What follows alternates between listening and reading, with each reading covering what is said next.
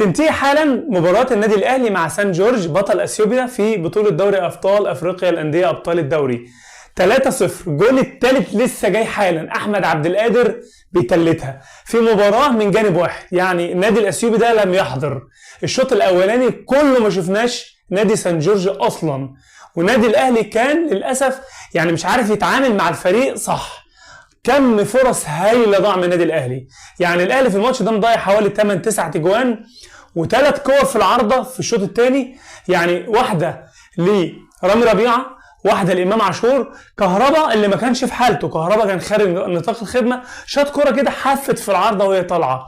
لكن النادي الاهلي ضيع فرص كتير جدا.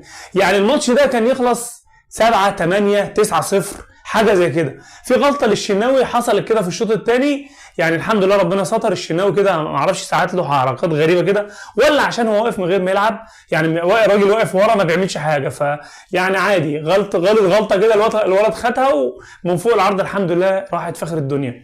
انذار وحيد في الماتش كان لمروان عطيه، لانه بصراحه يعني شد الواد بطريقه يعني كان خلاص. لكن النادي الاهلي يا جماعه عمل كل حاجه في الكوره النهارده الا انه يترجم كل الفرص اللي جات له.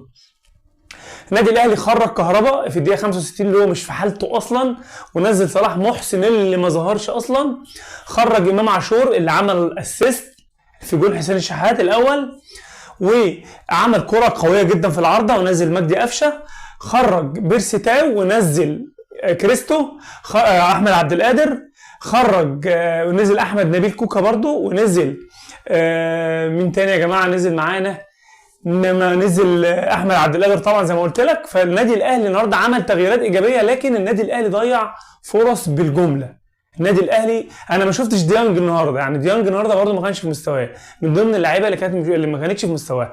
حسين الشحات احرز هدفين جمال جدا جدا، اسيست لامام عاشور واسيست الكهربا.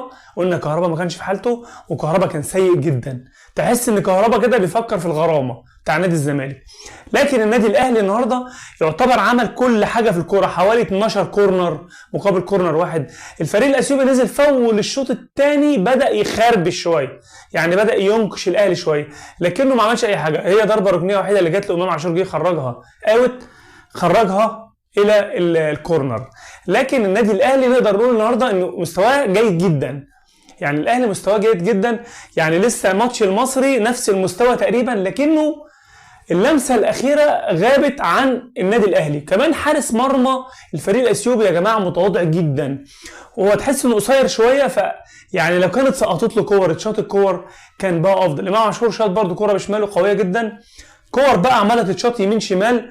رامي ربيعه كوره خلعت العارضه، ونفس الكلام امام عاشور خلع العارضه.